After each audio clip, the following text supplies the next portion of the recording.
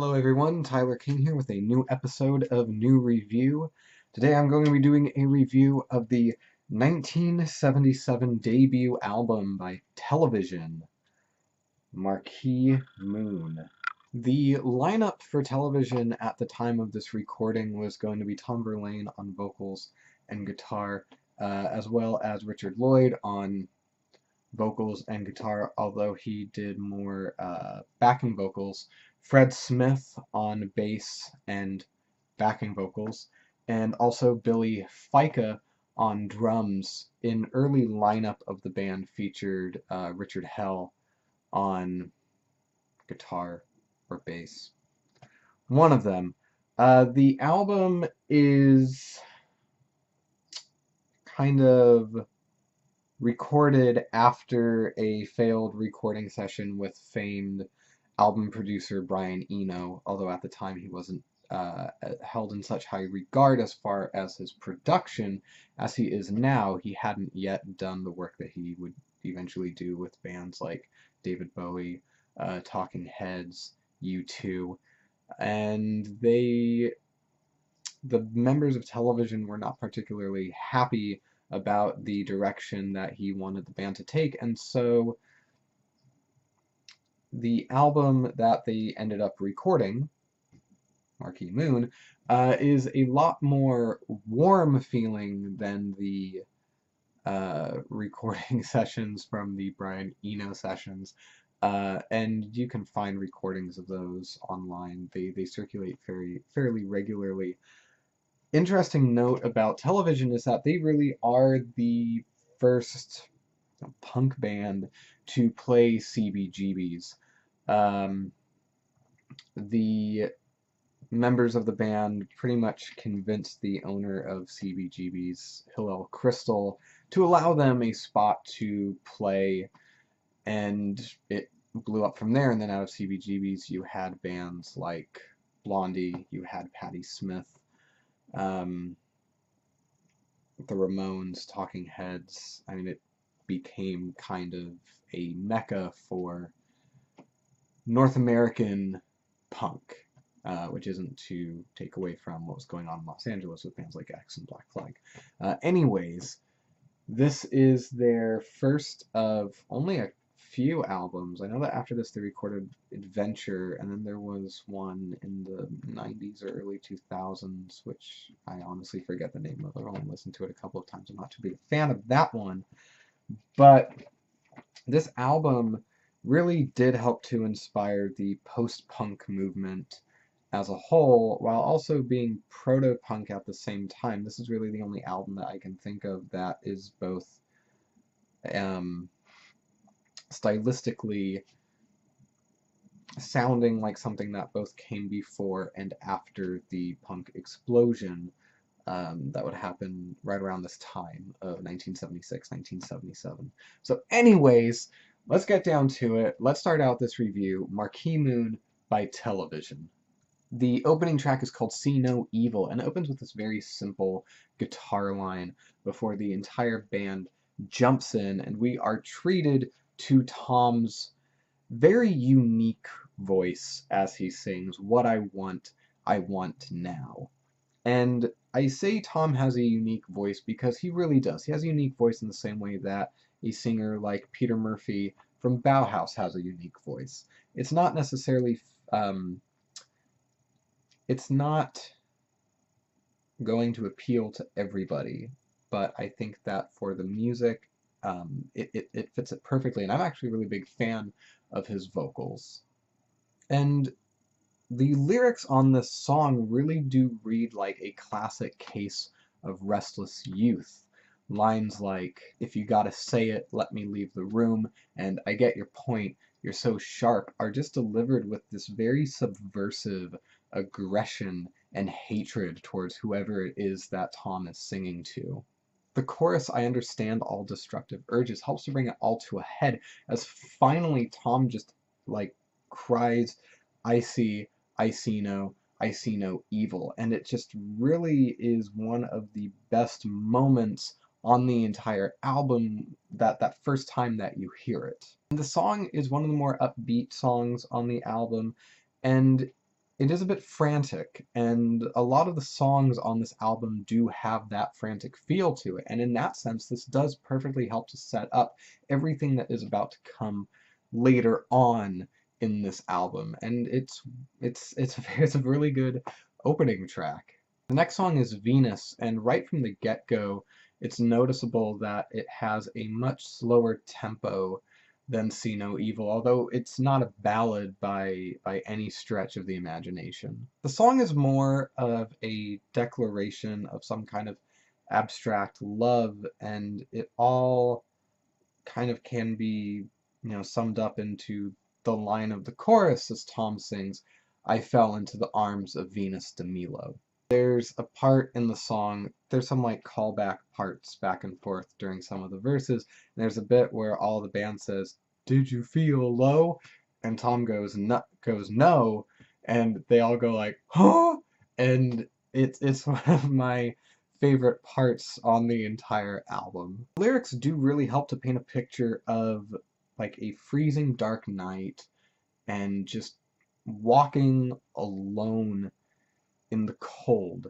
Lines like "the world was so thin between my bones and skin" really do help to paint a picture. And like I said, talking about See No Evil, not only am I a really big fan of Tom's vocals, I'm also a really big fan of Tom's lyrics. They're very witty, they're very poetic in a sense, and he really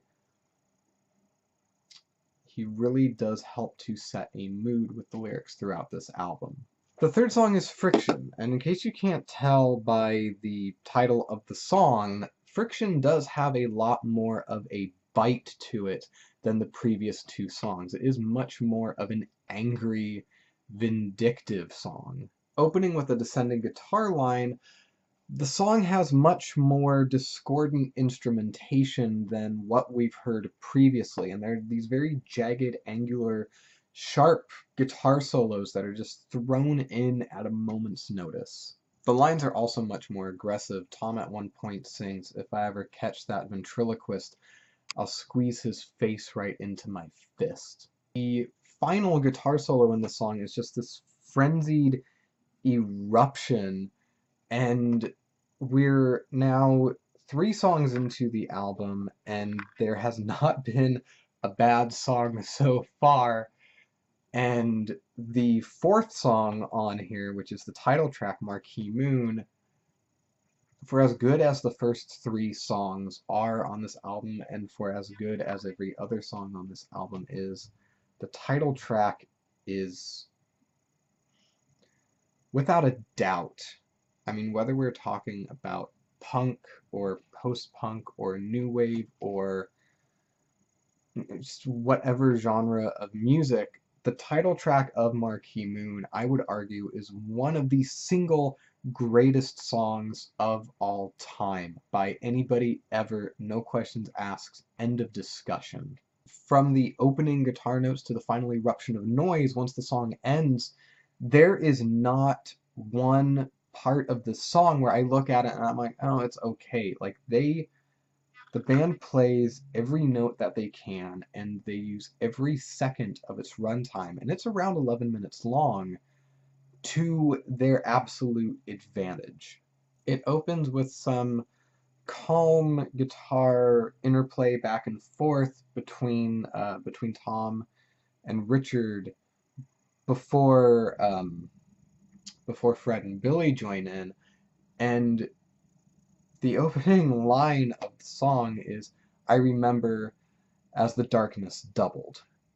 And the way he delivers that line just really draws you in. I mean, the way he sings every line on this album really draws you in, but here, I mean, it's almost like you absolutely need to hear what else he has to say over the course of the song. Again here, Tom just paints scene after scene after scene with his lyrics, whether it's listening to the rain but hearing something else, talking to a man down at the tracks, getting into a Cadillac in front of a graveyard. I mean, all of these scenes that he's singing about over the first few verses does really help to create some sense of unease throughout the opening third or so of the song. And this is also the one song on the album where every member of this band really does get to show their chops regarding the instrument of their choice. At about 4.5 minutes in, we are brought into this calming musical, or I should say instrumental, interlude, and again it starts out very calmly, but as it goes on and on and on and on, the band really just starts kicking in and like going full steam ahead and just absolutely destroying this song. And special mention has to be given to Billy Fica, who just absolutely destroys the drums on this song. And I believe I read somewhere that as they recorded this song, he thought that this was just going to be a simple run through of the song, not knowing that they were actually recording it. And if that's true, then holy shit, he is a beast on this song. After a final explosion of instrumentation around like the 8 minute and 45 second mark, everything kind of all calms back down, and we're treated again to, I believe, the first verse at about 9.5 minutes into the song. And Tom sings the first verse again before the band finally just all unleashes this final blast of noise, and then the song ends. Up next we have Elevation, which again has a very stark guitar intro, but what really interests me in the intro is the bass playing by Fred Smith. Here the tempo is much slower than what we've heard so far, which I think is kind of a nice breather after we've been treated to this monumental title track. The hi-hat rhythm that is played during the verses really sticks out, as does this very short pause after Tom sings the line, "Elevation don't go to my head." Unfortunately, though, as far as the lyrics go, I don't think that the songwriting on this album is as impressive as what we've heard so far, which is not to say it's a bad song, because it's really not. I just don't think that it holds up as strongly as the first half of the songs on this album.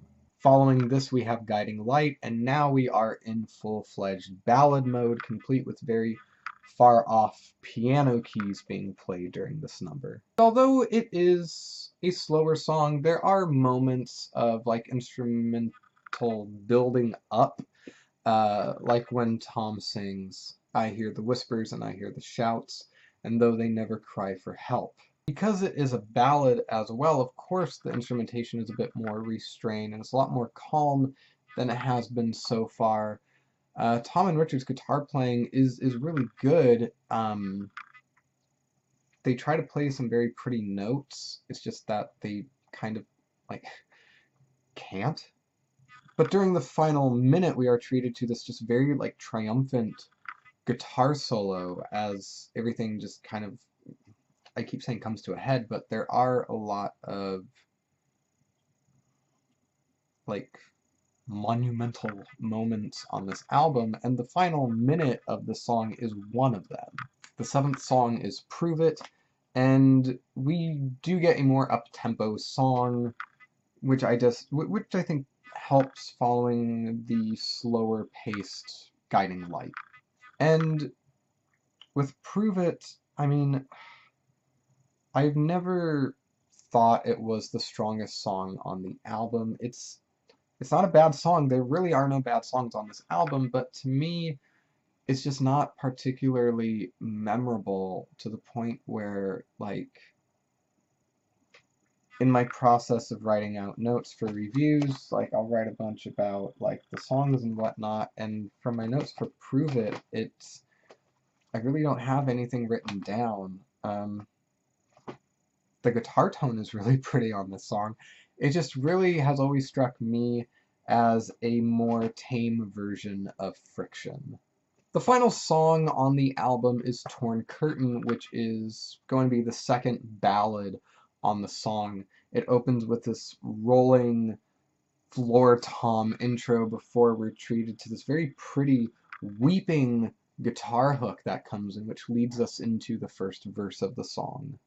The instrumentation here, just like on Guiding Light, is more restrained, which is appropriate given the nature of the song. For me, the way that Tom sings the words Torn Curtain have always struck me as unnecessarily over-dramatic and over-emotional, but the emotional ferocity in which he sings the choruses more than makes up for this moment of over dramaticness. Tom sings tears, tears rolling back the years, flowing by like tears, and Richard and Fred are doing callbacks of tears, tears, and years, years, and there's this just insanely pretty piano part being played at the same time, and it's just this like really gut-wrenching song. There's a very exceptional guitar solo that comes in a few minutes into the song, and it is also there in the outro of the song as the song begins to fade out. And it's just a very fitting end to this phenomenal album, and that's Marquee Moon.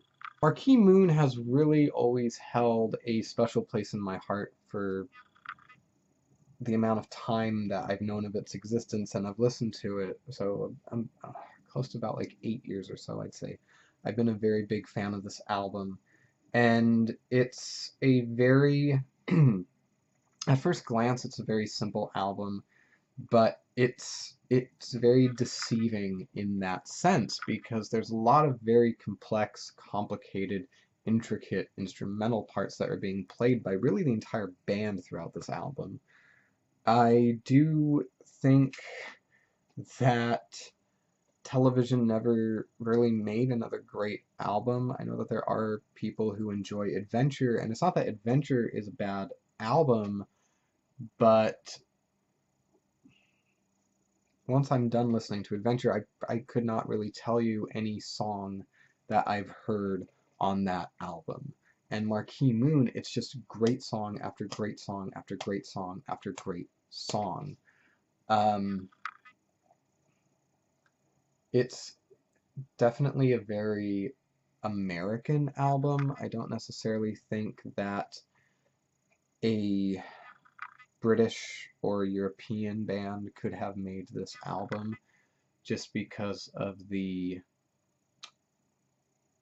lyrics and the attitude I think that Tom Verlaine really expresses over the course of this album are inherently New York attitudes. And some of the scenarios that he paints on this album are very New York scenarios. And this is definitely an instance where the environment that the band has grown up in and the environment that they've come out of really does help to enhance and reflect in the music. Now, there's one song on here that I don't like, which I kind of made mention of, which is Prove It, but even that is not a bad song. And I feel like if any, what's the word I'm looking for? If any band should have the right to be able to have some kind of recognition just based off of one album that they've ever made, I think that it's Television. More so than like fucking Guns N' Roses or even My Bloody Valentine, which is another band that I enjoy, and their album Loveless is an album that went on to kind of become a figurehead of the shoegaze movement. But I would argue that something like shoegaze would not even exist had it not been for the Marquee Moon album. And I really don't think that post-punk as a genre would exist without the Marquee Moon album. And you can argue that it would have happened anyway with something like John Lydon's Public Image Limited band that he did after the dissolution of the Sex Pistols, or something like The Idiot by Iggy Pop, which David Bowie helped him to create. But I really do think that everything that came out of the post-punk movement can be directed really towards this one album. Granted, it doesn't have anything like an emphasis on dub that something like Public Image Limited would, or any kind of industrial overtones like something like The Idiot would. It's very sparse in parts. It never really feels like it's too much from an instrumental point of view. Um, it's a very cynical album. It's a very standoffish album, and it's honestly it's one that I've always wholeheartedly enjoyed. I mean, and even if every other song on this album was horrible, just the title track in and of itself would be enough for me to give this album a pass. And so when it comes to favorite songs on the album, oh boy.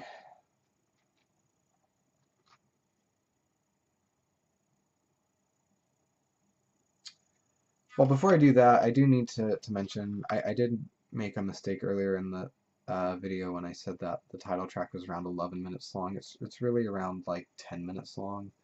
I was just now thinking about that. But anyways, top 3 songs on the album. It's probably going to be the first 2, See No Evil, Venus, and the title track, Marquee Moon. As for least favorite songs on the album, I would say Prove It. I mean, here's the thing, is that it really only has 8 songs on it. So if I chose my 3 favorites and my 3 least favorites, like I usually do in these reviews, I feel like it would be unfair to whatever 2 other songs I don't end up putting in either camp, because really, I mean, besides Prove It, there's no song on here that I think is a bad or boring song. So I'll definitely go with my 3 favorites, but really Prove It is the only song on here that I'm not necessarily a big fan of. And I mean, I would go so far as to give this album, I mean, it's not one that I really go back to as often as I used to, but just based on the sheer influence of it and just how much I have enjoyed it over the years, I would go so far as to give it a 9 out of 10. Originally in my notes I gave it an 8, but talking about it now and really just thinking about it, I can't not give it a 9. If Prove It were a song that I enjoyed more, I would give it a perfect rating of a 10 out of 10, but I think that 9 is definitely what this album deserves. And so that's my review of Marquee Moon. So what did you think? Did you love it? Did you hate it? Do you agree with what I've said? Do you disagree with what I've said? Please leave any and all comments in the comment box below, and I will see you all next time. Thank you so much for watching. Again, this is Tyler King, NuReview, Television, Marquee Moon, 9 out of 10. Thank you for watching.